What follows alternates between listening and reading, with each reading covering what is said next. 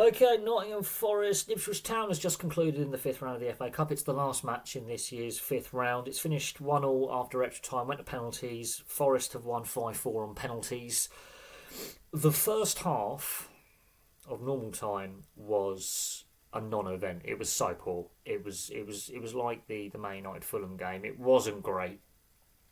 Not a lot of really decent chances. A lot of misplaced passes.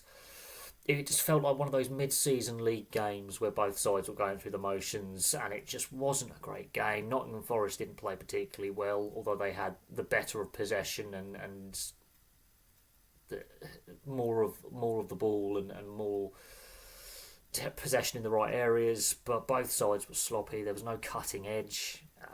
It just looked like both sides were a little bit tired as well. Probably the length of the season. Half time comes, which I was thankful for because I was half tempted to switch this game off because it was poor. Second half was completely different. It was much more entertaining. Both goals come from set plays. The Ipswich goal by Hirst, I mean, the marking by Nottingham Forest is, I don't know what they're doing, but they've left the back post and about five Ipswich players are marked, and it's a free header. I mean, could Sells, the keeper, do better? Maybe a little bit.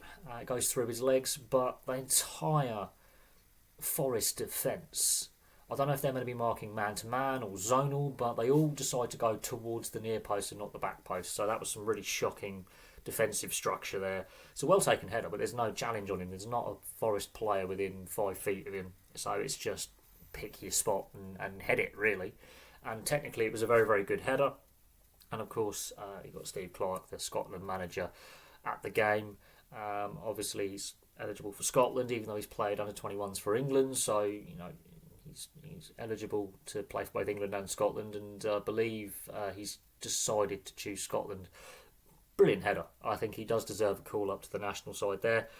But the lead wouldn't last. And Ipswich have a habit this season of being in a lead, playing well, and then not seeing out the lead or extending the lead. And this is what's happened.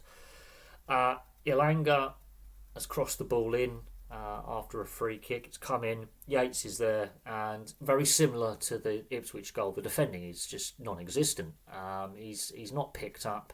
It's a free header, and it's a bullet of a header. It's a very well taken goal on 68 minutes. He would have another goal ruled out for offside on 74 minutes, and we're talking not a lot in it. Much like Ishak's off. Is it Ish? No, Shah's disallowed goal yesterday for Newcastle. Not a lot in it, and we can argue: do they need to change the interpretation of what is offside and the laws around offside within the game? But you can see the momentum at this point has swung to Nottingham Forest. Although the second half was very, very entertaining. Both sides you could see were trying to win the game. Unfortunately, even with both sides going really up the ante and the quality was much better in the second half, it's gone to extra time. No goals scored in extra time. Extra time was very similar to the second half, very open. Both sides trying to go for it. The substitutions were key. You could argue Nottingham Forest weren't at their best, and this is the second penalty shootout in back-to-back rounds they've had in this season's FA Cup. Which is a bit troubling considering in the league they can pull off some brilliant performances. And they're normally better without the ball. They're normally better on the counter-attack, but they actually have more possession than Ipswich, so maybe that didn't suit them. But unfortunately, no goals were scored in extra time. The penalty shootout, I mean, someone had to lose, and it was Taylor's shot that was saved. All the other penalties were unstoppable. An overall review of the game, it really was a slow burner to begin with, but then after half time the game came to life and it was energetic and a very high energy game. Was it the best game technically? No. Was it entertaining? Yes. You could definitely see as the game wore on, both sides were looking for a winner, wanted to win in 90, couldn't do it in 90. Extra time, you could again see neither side was just playing for penalties. They wanted to play for the win to avoid the shootout. Unfortunately, it's gone to a shootout, which I think it's nerve-wracking, but at the same time, Forest held their nerve, Ipswich didn't, and that's what it comes down to. I think overall, it did, for a large portion of the first half, feel like a mid-season league game where both sides were going through the motions. and it wasn't great. As I say, the quality level built, the energy levels were upped. There was more pace on the ball. Both sides, were giving it a go. It was very open.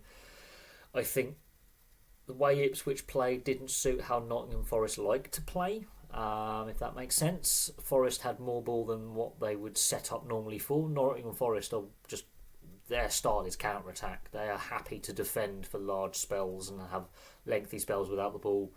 And the way Ipswich were like, have the ball at times, made it a weird one for Nottingham Forest. This game didn't suit their strengths. On the Ipswich side of things, again, they've fluffed it from a winning position. They had an opportunity to, they just can't seem to get over the line in a lot of games.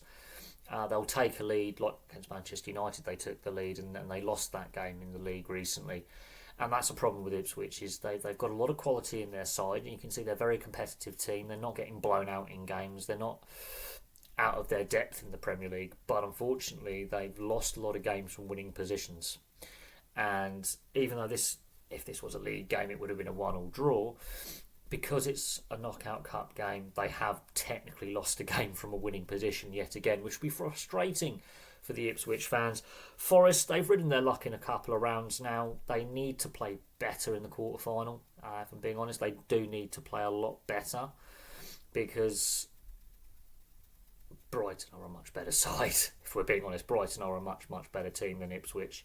And if Forest put in a performance like that, where they didn't really get going for 45 minutes and were sloppy, they will be punished.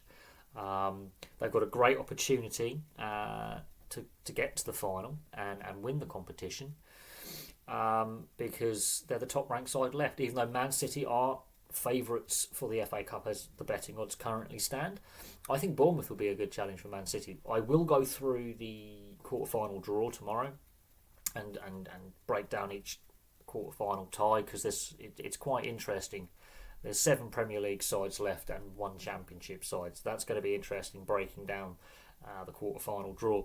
Not the best game I've seen, not the worst, but was it entertaining? Yes, on a neutral standpoint, because of the fact that both sides built themselves into the game, and extra time and penalty shootouts, it's not ideal. You want to do it in the 90. But Ipswich can now, I think, take a little bit out of this game as a positive, is they've held the third best team in the league to a 1-1 draw in 90 minutes. Nottingham Forest will not be happy, I don't think, with how they performed.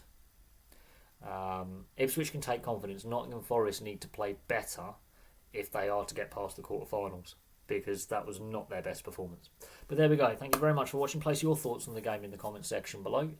3 penalty shootouts in this round of the FA Cup, which is, considering that there was only 8 games played, nearly half the games went to penalty shootouts, and I think half the games went to extra time. So that's an interesting one in that regard. But yeah, there we go. Thank you very much for watching. Place your thoughts in the comments section below, and I'll have some more content for you guys very, very soon.